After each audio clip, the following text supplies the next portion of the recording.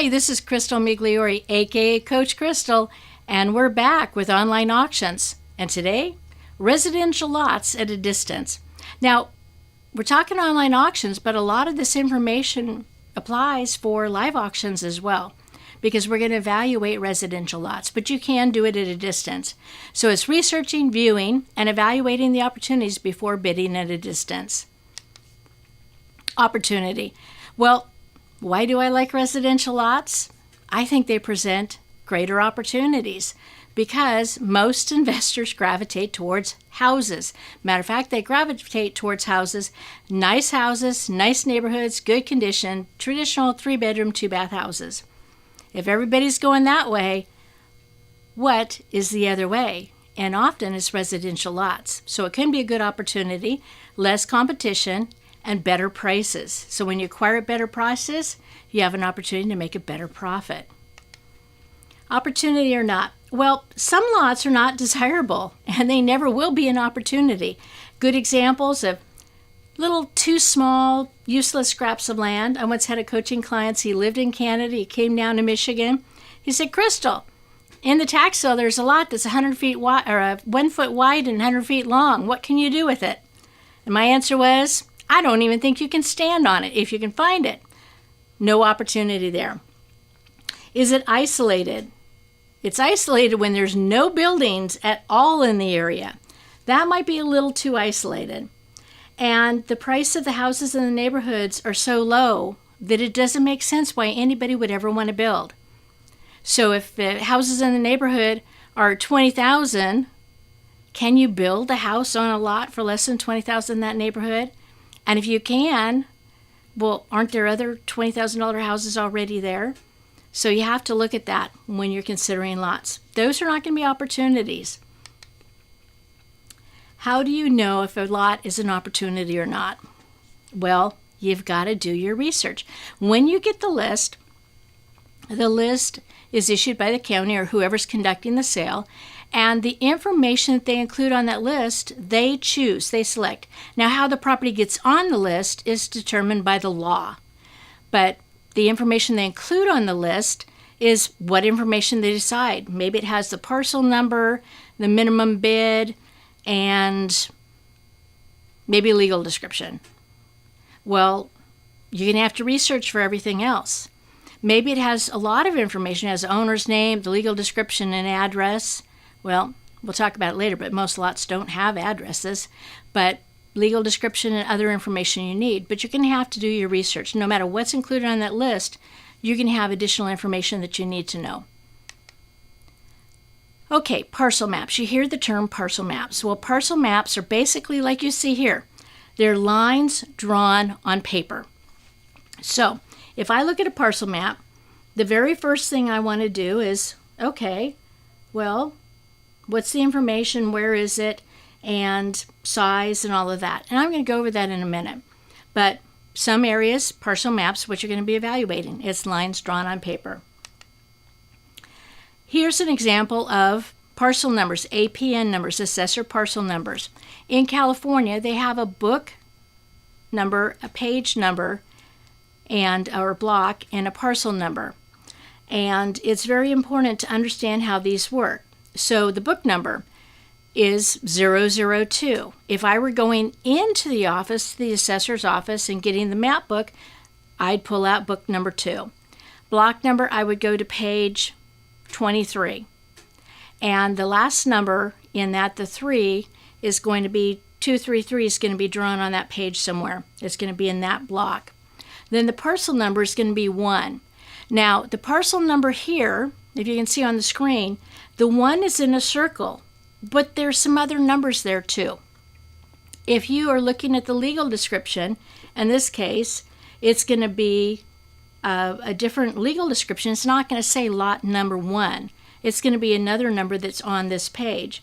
But the parcel number they're referring to here is the number 1 that's in the circle. And then the subdivision number, in most cases, it's going to be 000s, but every once in a while you'll see something different in California. This is just an example of the numbering system. Now, the parcel numbers. They're called different things in different places. In Utah, I don't know why, but they're called serial numbers.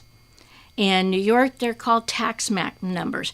There's different ways that counties identify these, and they use different names. The bottom line, here's the bottom line. There is one parcel in the county that has one number.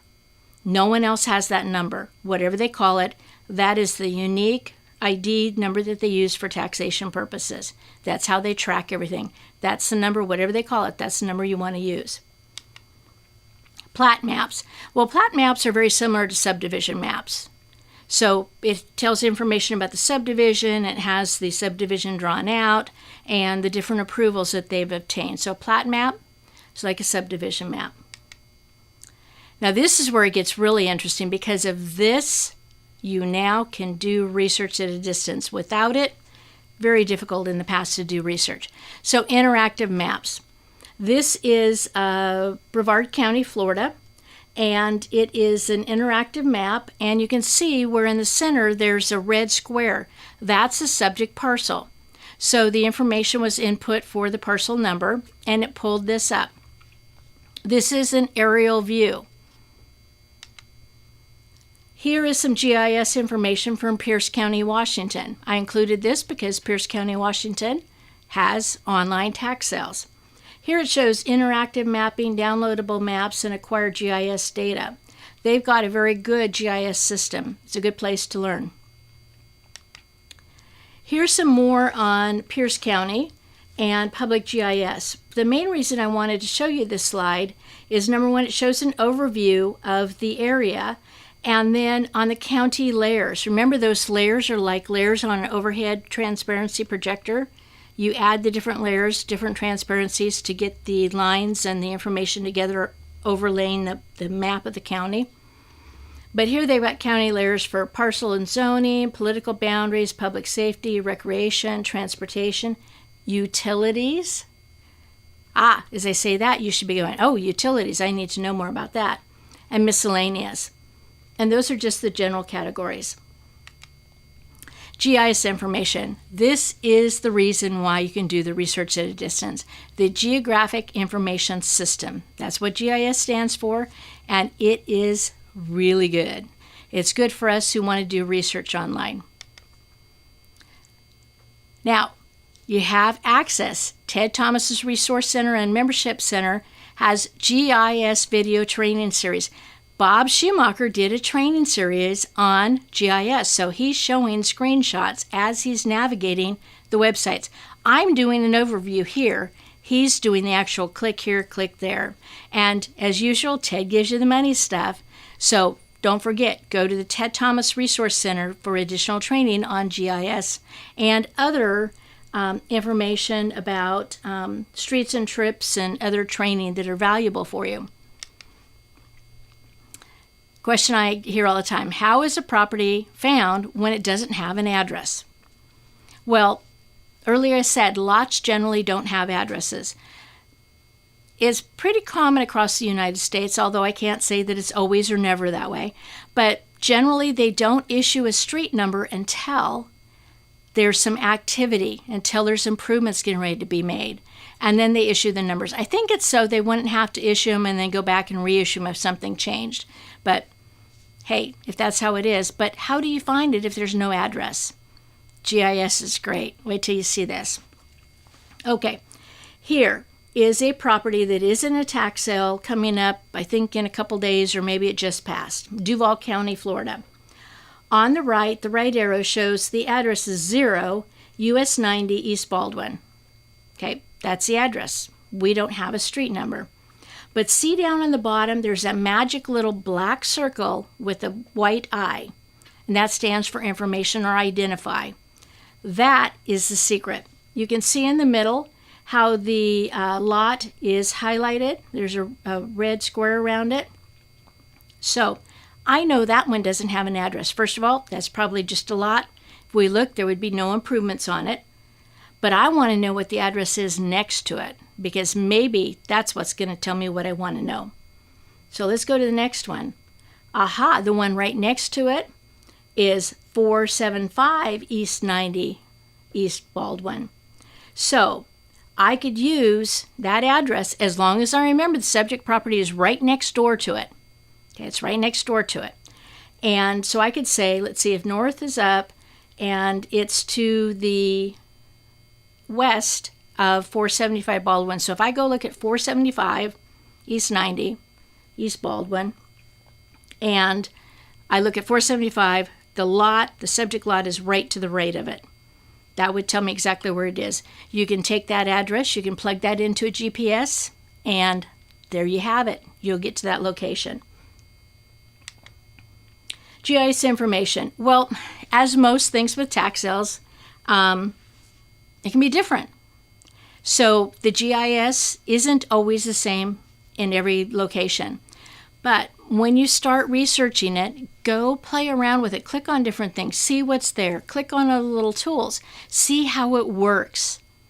Often with that identify button, you have to click on the identify and then click on the parcel. Or sometimes you have to do it the other way around. But usually it's click on identify and click on the parcel. So imagine I want to identify this parcel. And then you learn, because that information carries over. As you learn more from one system, then it helps with the resources and your knowledge base when you're working on another GIS system. So take some time. When you're getting to learn GIS, take some time. Go click crazy, learn everything that's there. FYI, paper lots. Well, what paper lots are and how the conversation usually comes up. If I have people out viewing properties, they'll go, Crystal, I was out viewing properties and something really interesting happened. And I, in my mind, are going, I bet they're going to ask about paper lots, but they don't know that's what it's called. Modern aerial views really help with this, but what paper lots are might be that there was a parcel of land that was 20 acres, and they decide they're going to subdivide it. So maybe they're making, it'd be about 19 one-acre lots, and the rest would be infrastructure. So you see a parcel map, there's 19 lots on it. They all have numbers, you have the streets are named, everything looks good. But you go out there and what do you see? You see a 20-acre piece of land. There's no streets or no subdivision, there's nothing there because the parcels were only drawn on paper. There's no infrastructure. Now the benefit of this with today's aerial views is you can look for rooftops in the area. So when you're doing those aerial views, if it says the lot's here and you don't see any, there's no rooftops anywhere and there's no infrastructure, you know that you're probably looking at a paper lot. And that may be an opportunity, may not. But just be aware that when somebody goes to look at it, it's not going to look exactly like the map. Okay, what does a lot need? Well, number one, a lot needs access because otherwise how do you get there? Now maybe they've got the infrastructure drawn on paper, but what happens if the access to the property on a paved street ends 2 blocks away? Are you going to pave the street? Now you could ask the building department or more importantly public works or planning and development. Ask them about that. But what if you look at it and there's no streets anywhere near your property? Do you have access? Or maybe your property is just one parcel from the street, but there doesn't appear to be a way to get there. Maybe there's deeded access. This is something you need to learn more about and follow up. Unless it's some piece of property that doesn't have a lot of value, because when you do this, you'll be ahead of other people that are at the auction. Now, I want to show you a property that we bought a number of years ago. The property we bought was the turquoise property, and this is an aerial map. Well, it's an overview of the streets. The access is on the left of your screen. The blue is the property we bought, but look at the property behind it. There is no access off the street for that property. However, let me tell you, that property has deeded access. They have access, legal access to this property. Here's an aerial view. Now, this property wasn't some fantastic piece of property, but we made over $20,000 on it, so it was really good. But as you can see, there's no street there. There's no access. But here's what it looked like. on their deed, the property behind the one we bought, on their deed. It gave the legal descriptions for parcel 1. Then on parcel 2, it said, a non-exclusive right-of-way for road purposes over the following described parcel of land. The described parcel of land was a portion of the property that we owned. It was a non-exclusive right-of-way for the 10 feet along the north border. It just went right along the fence. So it was access for the front property and it was access for the back property behind. It was deeded access. It was non-exclusive, so it wasn't just for their exclusive use, nor could the owner of the front property block off the access to the back. Now, knowing about this, last December, one of our coaching clients or one of our clients for the King County Ted Thomas auction experience, Samantha, bought a property, minimum bid. I don't think anybody took that extra step to find out that there was deeded access to her property. So that's why this is important. If it's got some value to the property, most other people are going to say, oh, well, I'm looking at the parcel map, there's no access. So what do? Well, look on the deed to and the legal description for the subject property. Does it talk about access? Now, for the purposes of the property I was just talking about, it refers to, matter of fact, this was in our title search that we had done, because this property we didn't buy at a tax sale, but it's good for description for this process.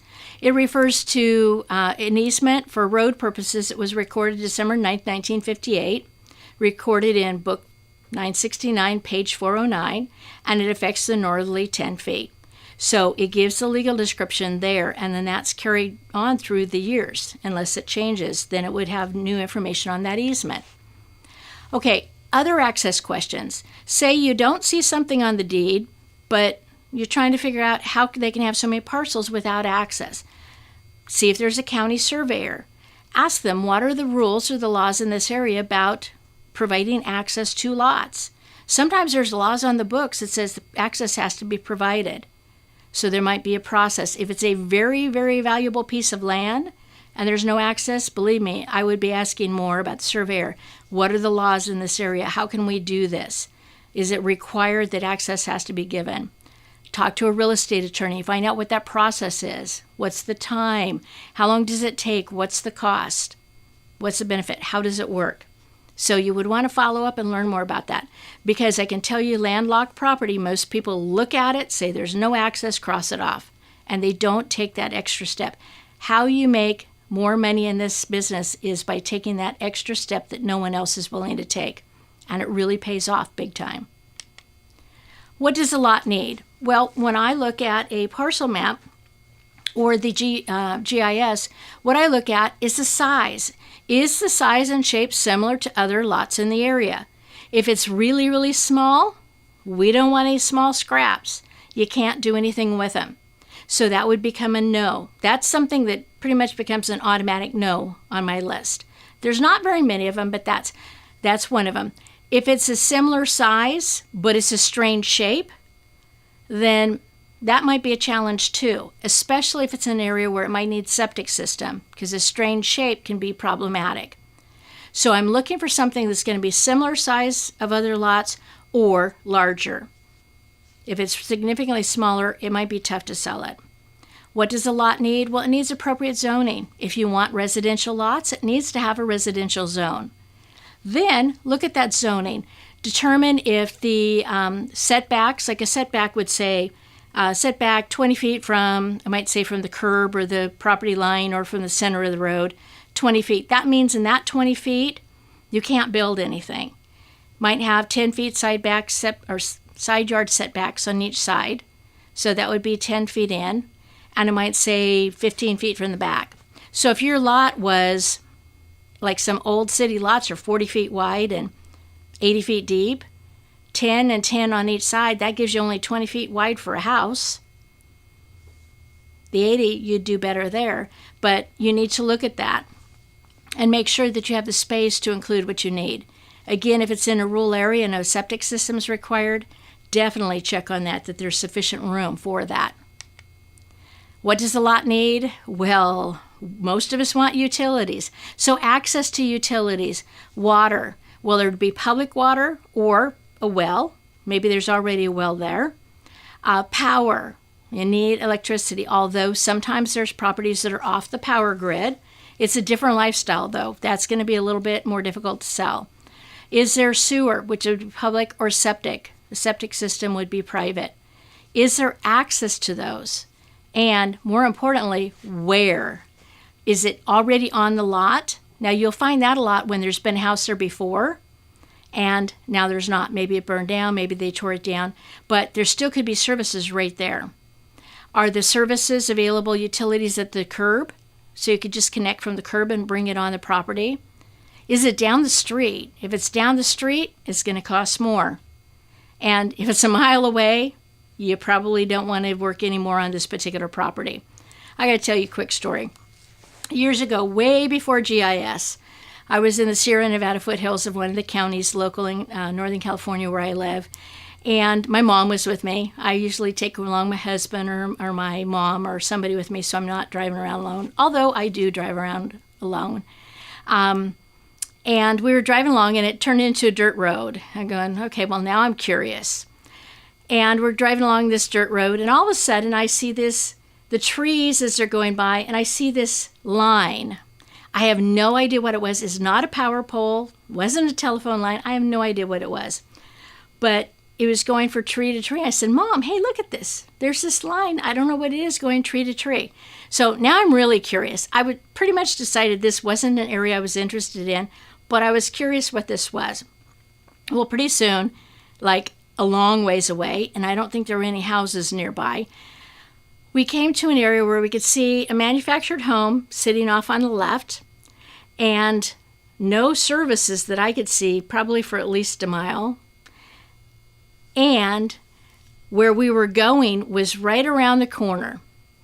And I was more curious about the line going tree to tree than I was the properties, because I could tell by where we were, they were paper lots. Now, so we had to drive all the way out there a long time ago because you couldn't see aerial views. Now, the benefit of the GIS, if I saw no rooftops in the area and saw no utilities, I wouldn't have wasted my time going out there. So we didn't even drive around this extra little corner to get up on this elevated area where the lots would be. They were paper lots that were created years ago, and people bought because they were going to build a someday home there. And nobody built anything there, and eventually went to a tax sale. So be aware where the utilities are. Now, not all power comes from power lines that you can see. In some neighborhoods, they're underground. But if there are other houses around, more than likely there's power there. Age of homes in the neighborhood. When I'm doing a GIS and the overview, I'm looking at the houses. Are they all older? Are some newer and some are older? It's mixed. Are they all newer? That'll help me decide if this is a lot I'm interested in. If it's an older infill lot in an older neighborhood where all the houses are older, I might not be interested. Why? Well, it might be really small. It might be 40 feet wide. I talked about that earlier. Might be 40 feet wide, 80 feet deep. That might be a challenge. Today's standards, people, when they build, they want more space. Another thing is, how do you build a house that's going to fit in with an older neighborhood if all the houses are older? It might look funny. So it might be better off looking at a property that was in an area of town where there were newer houses. So it might be mixed ages. Types of homes. Tract homes, where they all kind of look the same, or custom homes where people are picking their own floor plans using different builders and they have a custom home. Might be spec homes, but still not tract homes where there's like 5 different floor plans and everybody has one of those choices. Why do I want to know that? Well, depending on the situation, an area with custom homes to me might be a better opportunity than tract homes. But you have to decide, you have to find out what's going on in the area. When you know what's being built in the area, how could you find that out? Well, what if you got information from the department that handles building permits, and you asked them how many building permits have been issued for new home starts? How many of them were tract homes, like in a subdivision where one builder's building a whole bunch of them? And how many of them were for custom homes, new home starts for custom homes? You could see what the activity was. If there's not very many tract homes being built, but custom homes are, then custom home lots would be a better opportunity more than likely, or vice versa. So you want to go where the opportunities are. That's how you make decisions. Okay, I also want to know about the prices of homes in the area. Are they all really low priced, which might be a challenge because you'd have to build and have the price be equal to or lower than the other homes in the area? That might be a challenge. Moderate priced, there might be opportunity there. High priced, definitely could be opportunity there. So you'd have to do a little more research on that. But I can do it with the GIS. Remember how we did identify? We clicked on another lot. If I have an aerial view and I have rooftops that I can see, I know there's a house there, so I want to find out what the prices in the neighborhood are. So I will click identify this one, and it'll pop up and give me assessed value. When I know what relationship assessed value is to market value, for at least a ballpark idea, then I can use that information. Now, if I really wanted to get really more into it, I could contact a builder. I could look in the Yellow Pages or yellowpages.com, contact a builder and just say, hey, I'm not going to hold your feet to the fire. I'm just trying to see if this is feasible before I spend any more time on it. What is the average price to build a new home that's in the average price range, if it's a starter entry-level home or whatever level I want, and say 1,200 square feet and 3-bedroom, 2-bath. What would the cost per square foot be to construct that? And what other additional costs would there be? That could give me immediately a ballpark idea if it's feasible or not, because it might be that it doesn't make sense for anybody to build in a certain neighborhood. How are you going to get feedback? Do your research and talk to agents. What else does a lot need? Well, it needs a reasonable price to acquire. You need to buy it low enough so you can sell it low enough to get someone to buy it right away. All cash, quick closing, meet your terms. So you can make your profit, and the person you sell it to can make a profit too. Let's spend a minute to talk about legally created lots. Now, this is an example for California. Not every state has something like this, but some departments didn't have building departments or planning and development departments not that long ago. I remember when I went into one of my local counties and I was asking about building permits, and they said, we didn't even have building permits or a building department before 1968. And I'm going, that wasn't too far back, not too long ago. And I was surprised. It's like, okay, what did they do before then? California, the date on March 3rd, 1972, if the legal description back then, so you'd look for a deed that was issued that date or back in the past to the last owner who owned it on March 3rd, 1972, if the legal description is exactly the same as the legal description is now, they would say that that's a legally created lot. If it's not a legally created lot, that description's different, then somewhere along the line, unless they have record of it, there is a process that's been skipped, which they might say is no longer a legally created lot. What does all that mean? Talk to planning and development, and they can give you more details. GIS layers. Well, layers of information. Again, these are the transparencies. So here's some ideas. As you can see, there's the parcels, the urban growth areas, zoning, cities, sections, airport overlay zone, county and sewer and water. That would be important. There's your utilities. And major roads, streams, there's hydro, the water issues. So there's all those different layers of information that you can get when you're doing the research. So you're going to click on different layers. When you haven't been to this website before, go to the website, look at the map, look up a property, and then just start clicking and select and deselect those different layers of information. And you'll see what happens. Building activity in the area. You could talk to agents. Agents, what's happening in the area? Are there new home starts? Planning and development, what's happening in the area? Are you seeing that there's more and more development starting? Or are you seeing it slowing down? Building permits that have been issued. Again, new home starts, tract homes or custom homes. What are you seeing there? That's going to tell you what the activity is. Some areas have very active areas where there's building. Other areas, they might say, I'm sorry, we haven't sold a lot, or no permit's been issued in a couple years, depending on what's going on in that market. This is important to know. How do you sell properties fast? You know that people are looking for that type of property. Types of constructions. Again, new homes, tract homes, they're all the same kind of, or custom homes. More detailed research on specific properties. Here's some questions that you can ask, and once you have the answers, you'll have the help you need to make decisions. So it's knowledge. How do you make good investment decisions? You have details that you can use to analyze the information. Here's a question. Any reason you know why this lot is not buildable? Now, often, it's much easier for them to tell you that it's not buildable than to give you an unqualified yes, it is. So you want to ask reasons why they know of that it might not be buildable. Has someone made a request in the past, started the development process, or getting ready to start the building process? Oh, yes, there was a request. Oh, in 1992. Was it approved? Or was it denied? Why do you think I want to know that? Well, if it was approved, do you know of any reason why they didn't move forward?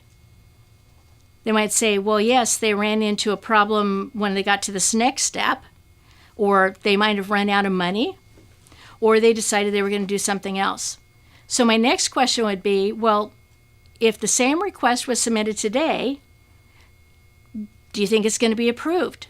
Or has something changed that would make a difference there? Has something changed since it was approved that would mean it's no now instead of yes? Denied. Well, was the request denied? Were there changes in the requirements since then? Was there a reason given? Why was it denied? If the same request was made today, would it be approved? Has something changed since the last time that now would be approved instead of denied? Were modifications a possibility? Adjustments to the plan, and they just didn't want to make them? So those are questions you can ask to get more information. County locations, septic or wastewater, and wells. Those will be found in more rural areas, and it's environmental health or something similar.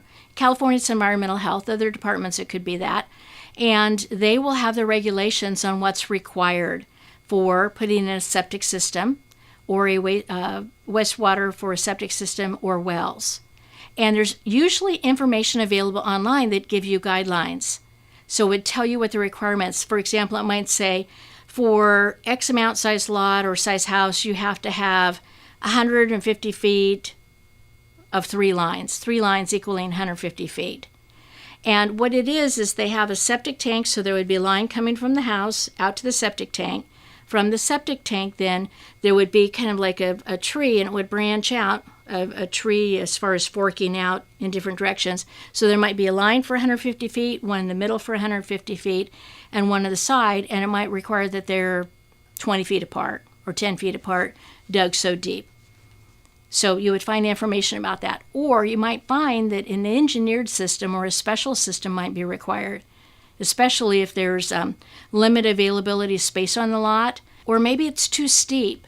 So in certain situations, they have more sophisticated systems they can put in that takes into account those situations. So it'd make it available to have a septic system on that lot, but it might not be the traditional system.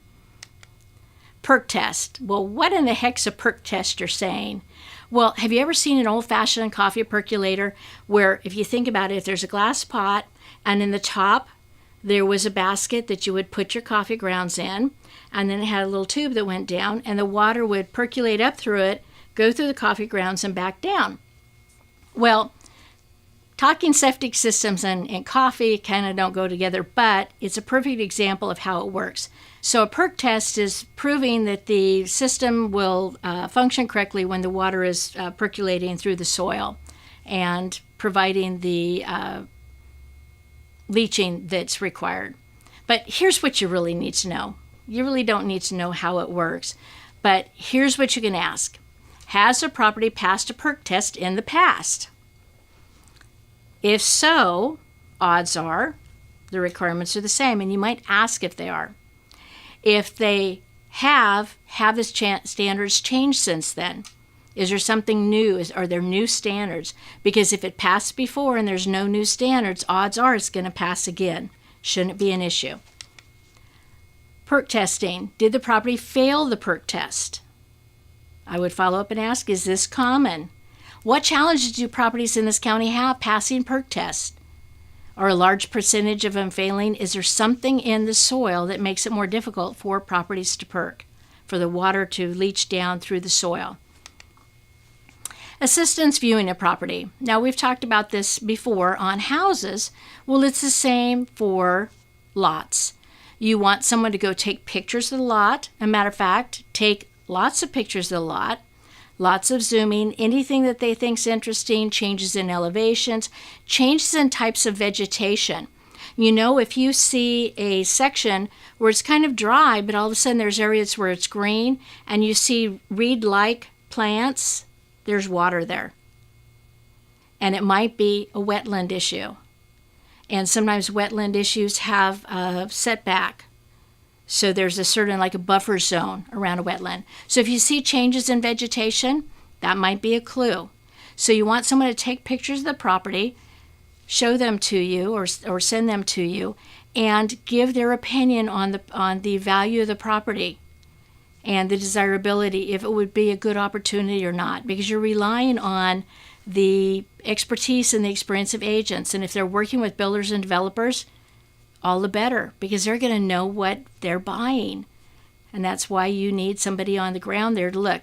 Now, I actually had a client not too long ago said, well, I'm just looking at lots. Maybe I don't need to go there, and maybe I really don't have anybody look at them. I said, you can decide what you want, but actually that would be a case where I think it's more important to have somebody view it.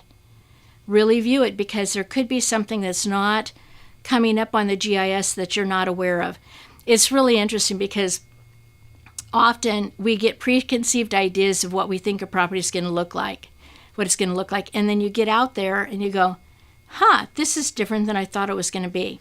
So it's really important to find out, maybe a neighborhood's really nice, but the neighborhood getting to that area, and maybe there's only one or two ways to get in and out, maybe that's not so nice.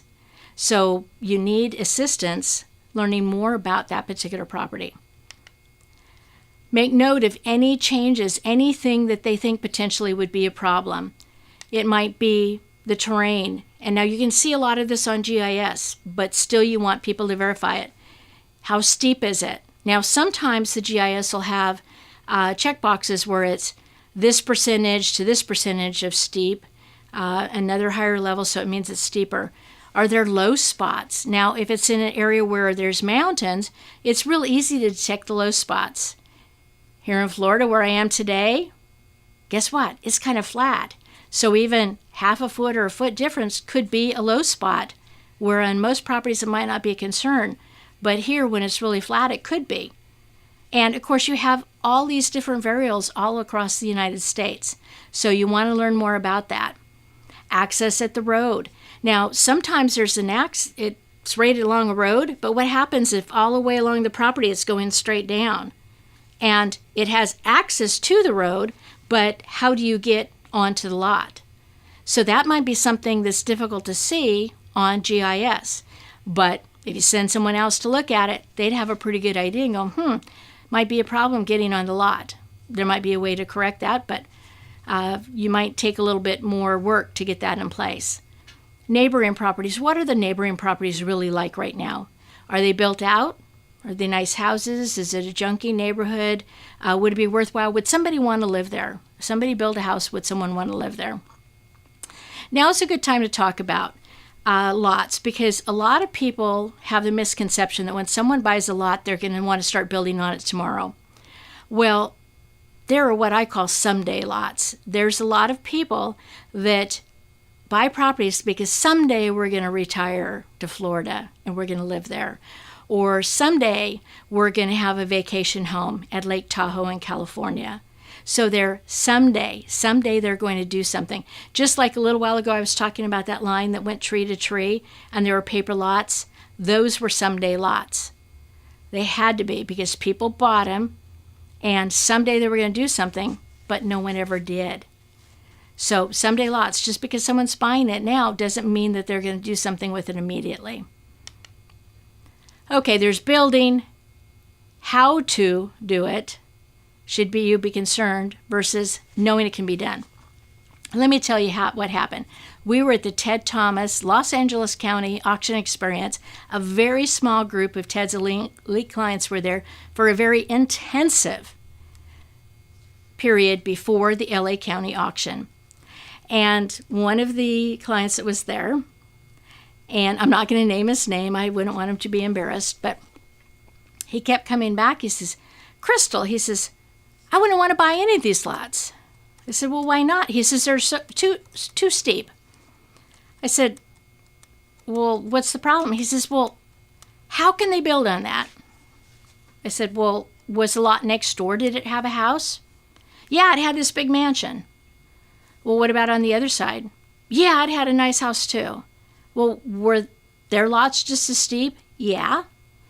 I said, so we don't necessarily need to know how it can be done because we don't have to do it, but you know it can be done because you saw the proof of it. You saw the houses next door.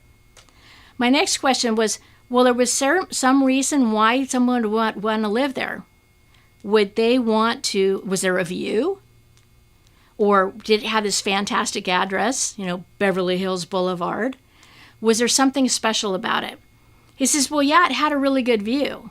I said, okay, so you're concerned about buying a lot that has a slope and other factors that are very similar to other properties built out. It has a view. It's in Los Angeles County, and it's in Beverly Hills or Hollywood Hills or Malibu. And there are people that are willing to pay big bucks to get the view, and you're concerned that the lot's steep? Well, it took a couple days for him to come around. But here's what I think is important to take away from this.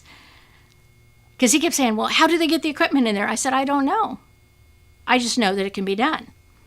Well, how did they do this? I said, I don't care. It can be done. You can see the proof right there. They did it right next door.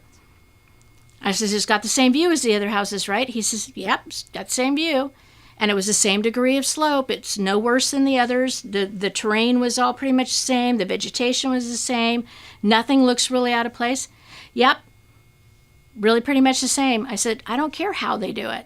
That's not up to me. I just know that it can be done and people are willing to pay for those views when they're building multi-million-dollar houses there.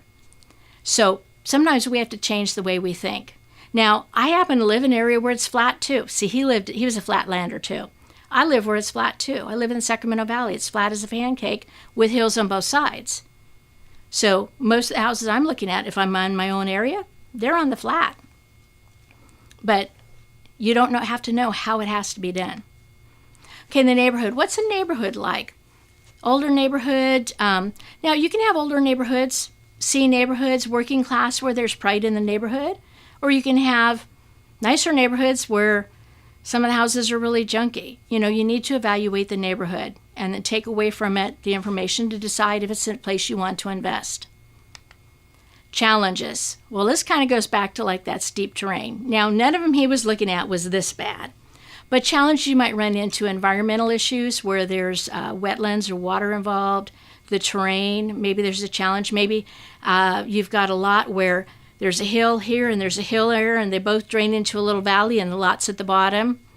Now, if you're not saying, warning, warning, warning, Will Robinson, like old-fashioned Lost in Space, you should be.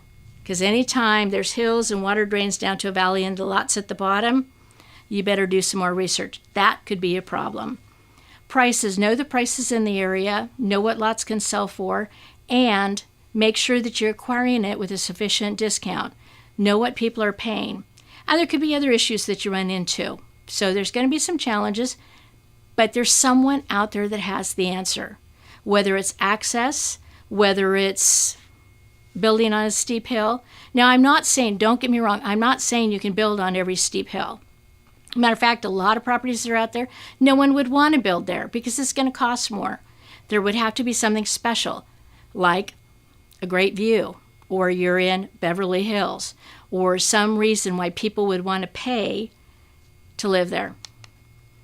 Now, you're always going to want to get sold comps. Remember, a real estate agent could help you with that, and they're a great resource for listing the property. Now, not all agents that work with investors in houses work with lots. So you want to find a real estate agent that's working with lots, lists lots, sells a lot of them, might have a builder's list or a buyer's list with builders and developers. Also, a resource is www.loopnet.com. And title and escrow companies can give you property profiles.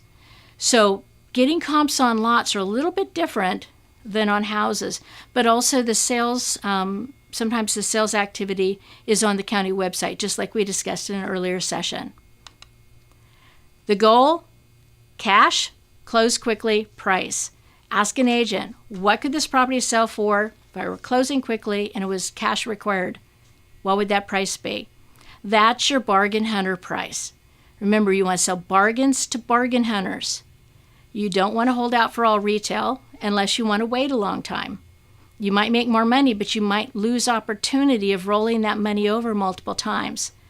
The decision ultimately is yours, but I'm just speaking from experience. The faster you roll it over, the more money you make in the long run.